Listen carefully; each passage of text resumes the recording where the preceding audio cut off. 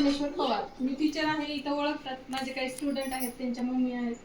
तर मी इथं जवळजवळ 3 वर्ष झालं काम करते. मी म्हणजे मला व्यवस्थित मार्गदर्शन न भेटल्यामुळं मी 3 वर्ष मी केवायसी करून घेतली होती, पण काम एवढं करत नव्हते. पण या गेल्या महिन्यापासून मला हे सर जेव्हा आम्हाला मार्गदर्शन करायला आले तेव्हापासून माझं काम वाढलं. आणि गेल्या महिन्यातच मी म्हणजे आता हा 3रा महिना आहे, तर गेल्या महिन्यामध्येच माझी पहिली अचिव्हमेंट झाली. त्याबद्दल सरांचे धन्यवाद. सरांनी मला व्यवस्थित मार्गदर्शन केलं. त्यांच्यामुळे आपण गेल्या महिन्यात पण मीटिंग ठेवली होती. गेल्या महिन्यामध्ये होत्या 2 जणी होत्या फक्त यामधल्या, आणि या महिन्यामध्ये एवढ्या बसल्या. तर अजून आपल्याला काय करायचंय, आपल्याला समोरच्याला निरोगी ठेवण्यासाठी आपल्याला त्याला म्हणजे रोगापासून वाचवायचंय आपल्याला. तर आपण हे आपल्यासाठी चांगलं काम आहे का वाईट काम आहे? चांगलं काम आहे. तर आपण हे करायला नको का? करायला पाहिजे. आणि मेन म्हणजे आपण जे करतोय, आता मी माझ्या लेकरांना आपण जे खातोय तेच आपले लेकर खाणार आहेत ना. मग तुम्ही जर किराणा दुकानचा आणताय, केमिकल आहे हे आपल्याला माहित आहे, माहित असून पण आपण ती चूक करायची का? नाही करायची. मग आता माझ्या लेकरांना जवळजवळ मी इकडचं जेव्हापासून वापरते ना तेव्हापासून आपला सर्दी, खोकला, ताप या गोष्टी आहेत ना, हे पण जरी झालं तरी नॉर्मली, एवढं काही सिरियस आहे बाबा पटकन घेऊन जायला लागतं हॉस्पिटलला असा विषय नाही.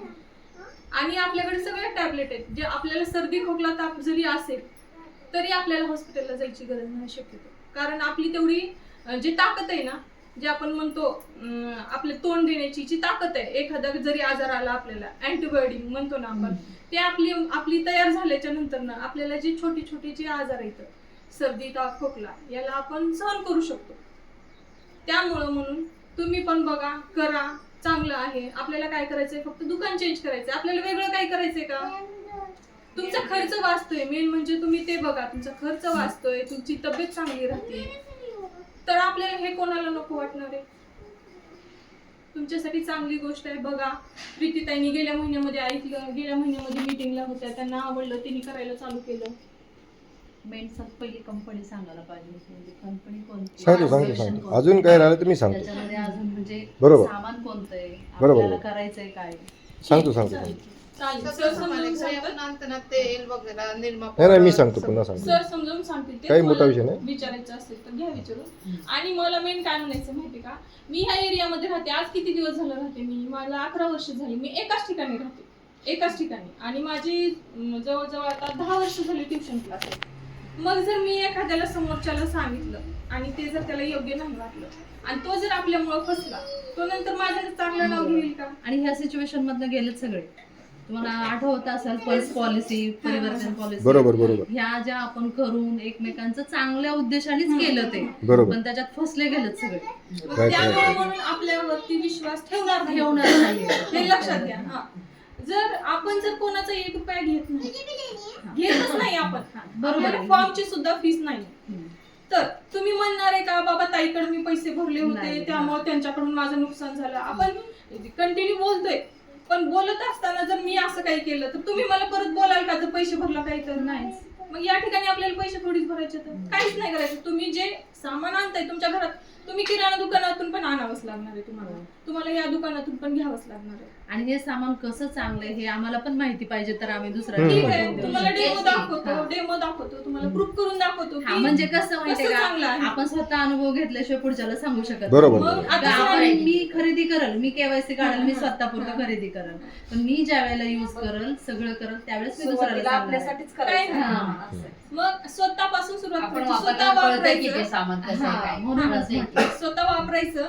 तुम्हाला जेव्हा विश्वास पटेल तेव्हा तुम्ही सांगा दुसऱ्यांना, चालेल, काय हरकत नाही. तुम्ही घ्या, स्वतः बघा, सामान आणा, वापरा, 15 दिवस वापरा, महिना वापरा, जेव्हा तुम्हाला विश्वास पटेल तेव्हा करा. आता हे ज्योतिताई आहे, ज्योती पवार माहिती, आम्ही 3 वर्ष झालं याच्यामध्ये आहोत, दोघी आहोत आम्ही. प्रीतीताई नव्हत्या, पण आम्हाला म्हणजे आता सर जसं आम्हाला सपोर्ट करतात, आता सरांनी इथे येऊन मीटिंग घेतली, आमच्यासाठी वेळ दिला, आम्ही करतोय म्हणून वेळ दिला, तसं आम्हाला मार्गदर्शन अगोदर भेटलं नाही. मग आमची केवायसी नंबर जो आहे ना तो चालू ठेवला आम्ही, पण माहिती जी तुम्हाला सांगायची ना ती नाही सांगितली का, तर आम्हालाच पूर्ण माहिती नव्हती, तर तुम्हाला काय सांगता, असा विषय आमच्यासोबत झाला. पण आम्ही काय केलं, वस्तू चांगल्यात ना, वस्तू वापरल्या होत्या ना आम्ही. हो. म्हणून आम्ही केवायसी नंबर बंदच केला नाही. अच्छा. आम्ही आणलो, आम्ही वापरत राहिलो, आम्ही असं केलं.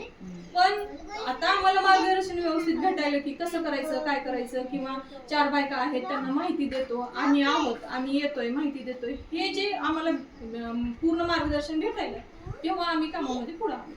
मग माझं जे 3 वर्षामध्ये झालं नाही ते माझं 2 महिन्यामध्ये झालं.